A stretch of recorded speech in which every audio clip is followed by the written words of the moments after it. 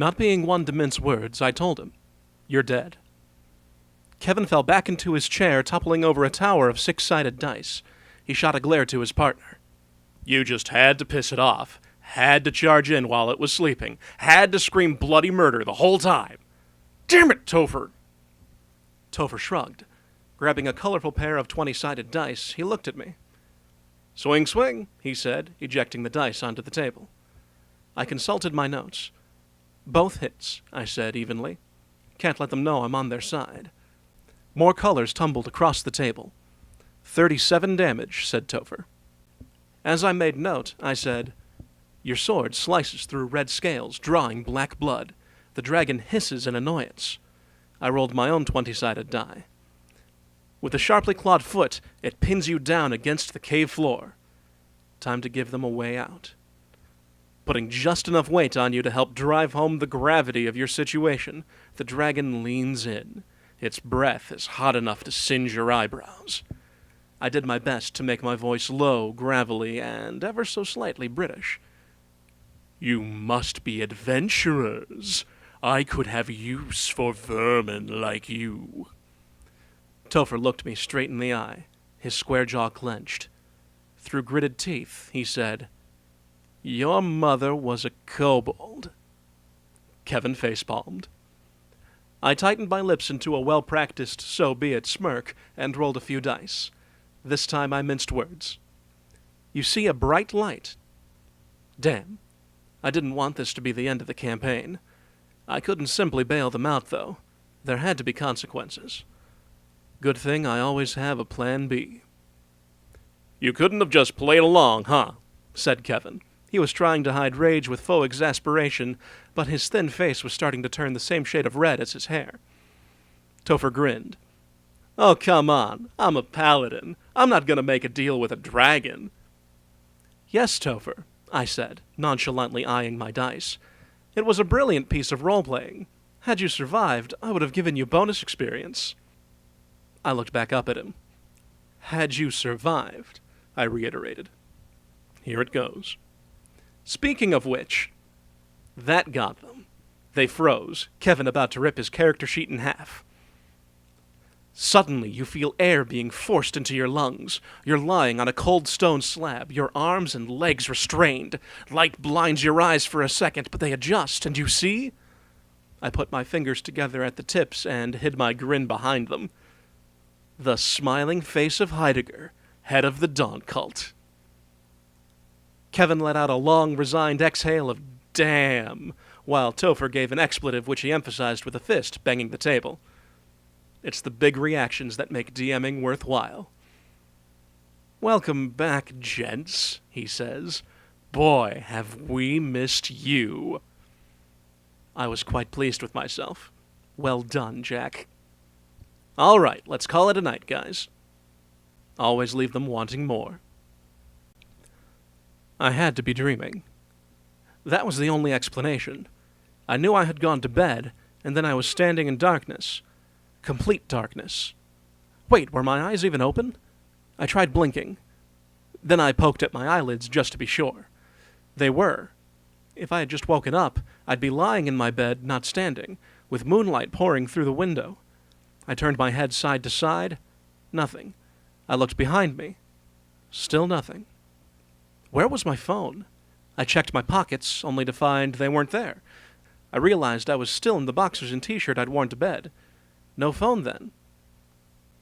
At a more terrible time in my life, I'd taught myself to figure out whether or not I was in a dream, so I could attempt to start lucid dreaming. Most of my methods for doing so required that I be able to see, though. There was only one option.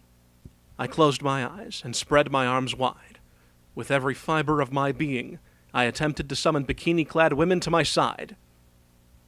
Seconds ticked by. Cautiously, I opened my eyes. There was nothing. Trying not to feel disheartened, I decided to believe they were being very quiet and just out of reach. What now? Should I say something? There's a quality to complete darkness that really amps up the fear factor. There was no noise, and I felt that anything I might say would somehow alert the darkness to my presence. I was deciding between letting loose a fearless battle cry into the void or curling up into a ball and falling back asleep when a point of light appeared, upwards of where I was facing. Slowly the light grew as a column straight down, a bright, contrasting white against the black. It kept growing until it hit the floor, and I saw that it was illuminating something. Was that a pedestal? I walked toward it, slowly as I couldn't see my steps. It was. Or perhaps more like a cross between a pedestal and a lectern. It was about 4.5 feet high, made of brass, with the top sloped toward me. Perched on it was a book, bound in purple leather. I stepped into the light and up to the book. It had no title on its cover, just a gold leaf pattern running along the inside of the edges. I reached to feel it. Suddenly I remembered something. I drew my hand back and brought the other one up to the light. I looked my hands over back and front, closed and open. Everything looked right. If this was a dream, they'd look strange and disproportionate. I lowered them. Great. This meant there probably weren't women in bikinis littering the darkness. I opened the book. The binding creaked as though it had never been opened, though the yellowed parchment smelled like centuries-old dust. There was nothing on the first page. Huh. I turned to the second. Welcome to Dungeonia. It was a crappy name. Confused yet intrigued, I turned the page again. What the hell? I sputtered. The words were swallowed up by the darkness. Jack? Is that you? I froze. I knew that voice. I looked around but couldn't see anything. Topher? You can hear me?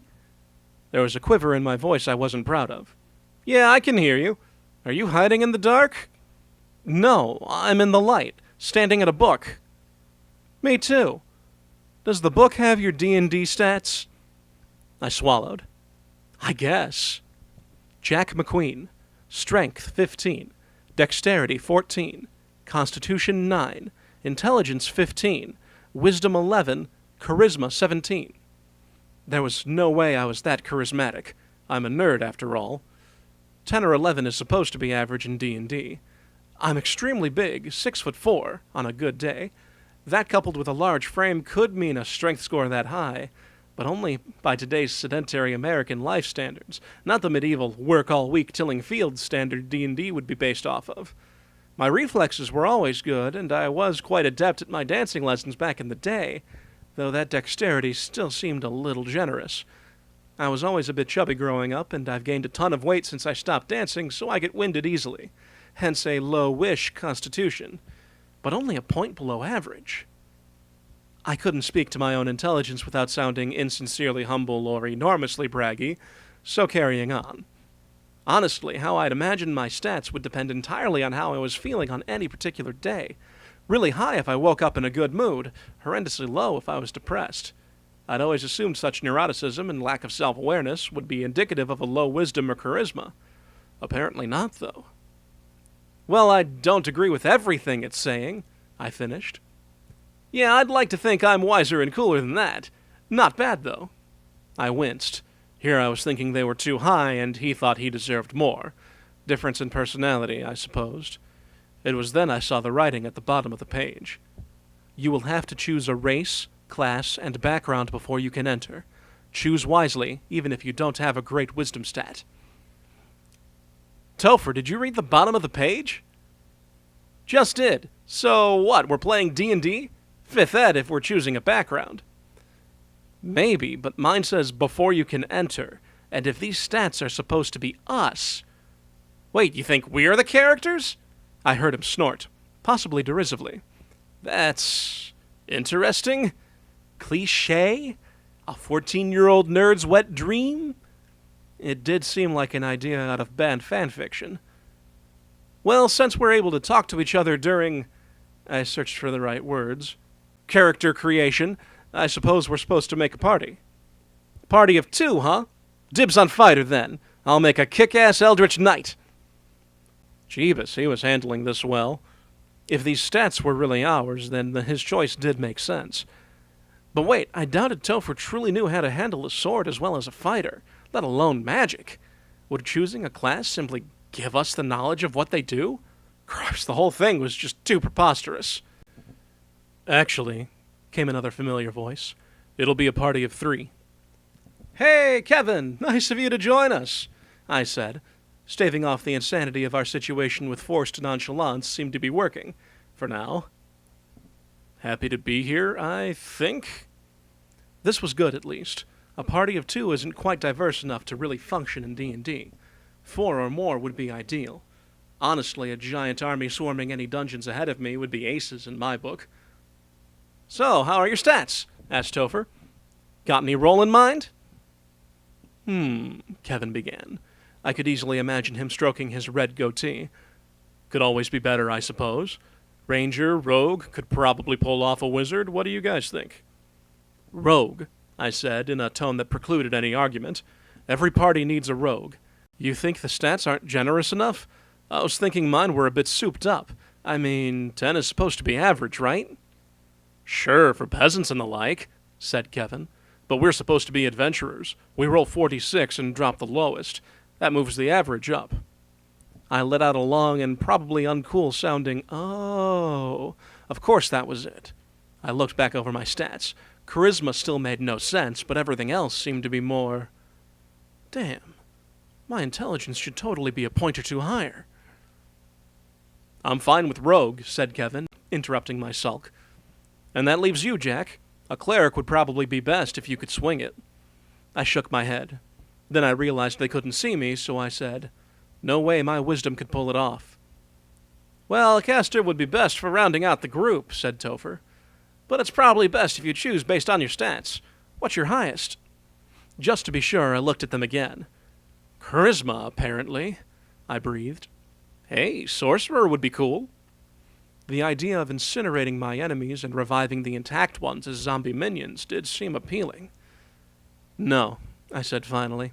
We can't always count on being together, and even if we are, with just one of us on the front line, I might not be able to protect myself if enemies get past. I scratched my chin. Yeah, we should each be able to take care of ourselves, either through combat or with stealth.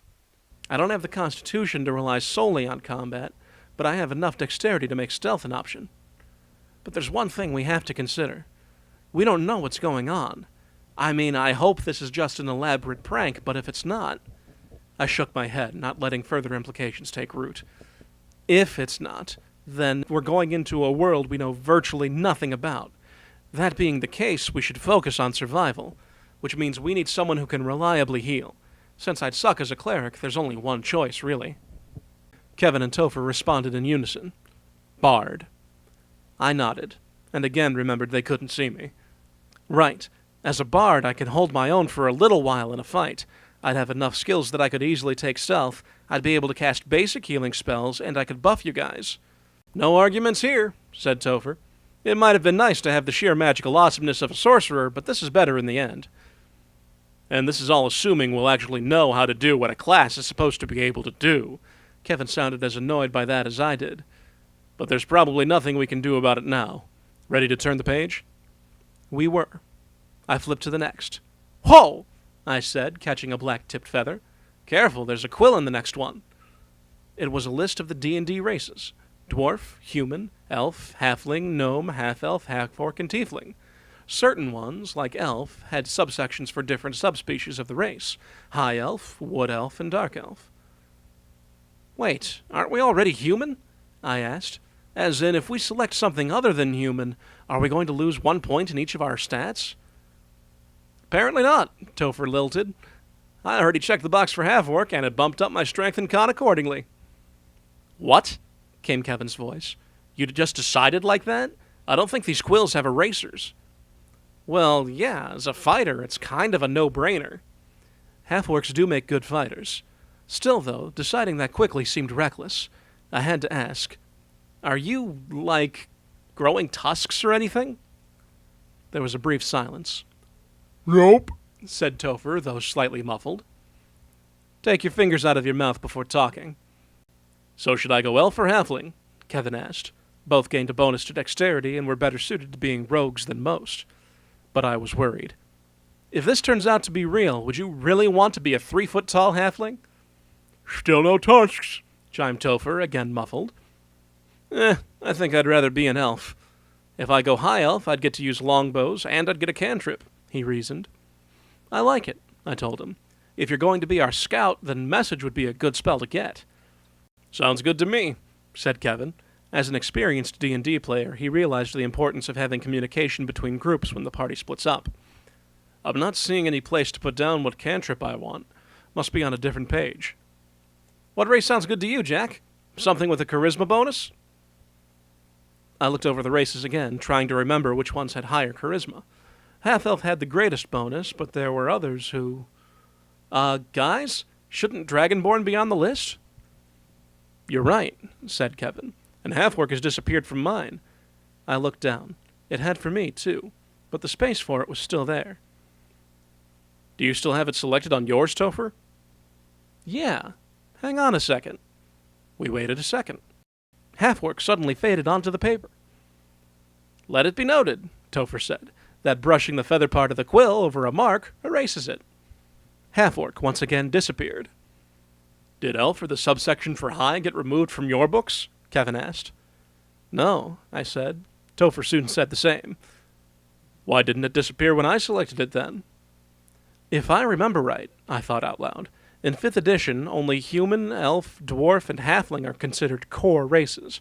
All others are supposed to be more rare, and it's advised that the DM not allow more than one of each in the party. Think whoever's running this is following those rules? I guess. Kevin sounded worried. But quills that can erase and self-updating books? This is seeming less and less like a prank. That was sobering. An uncomfortable silence fell over us. Still no tusks, said Topher. Point for it being a prank. Unless we don't change into whatever until the end, I said. Speaking of, said Kevin, what are you planning on choosing? There wasn't really a choice. I'm going to be a human. Heh, no imagination, Topher mock scolded. Hear me out. The only other option I'd probably consider is half-elf for 2 points of charisma instead of 1. I'd also get the 2 extra skill proficiencies, and dark vision is always a plus. But by going with Bard, I'll be partially proficient in every skill, so I can live without the 2 extra. The second charisma point won't do anything for me in the short term, and I'll do what I can to get by without the ability to see in the dark.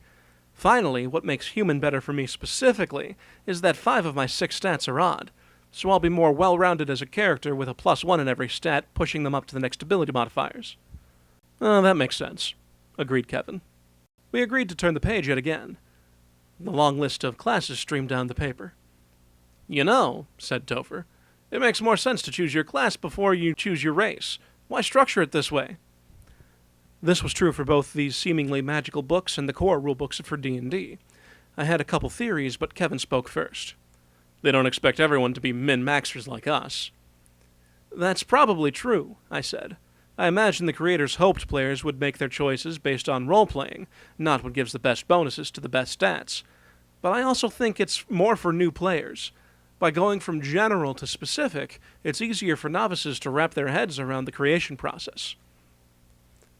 I guess that makes sense, conceded Topher. Well, I've checked the box for fighter. You guys ready to continue on? The rest of the pages allowed us to choose the other details of our characters. After about an hour of arguing, cajoling, hemming, and hawing, we finally came to a page that summed everything up.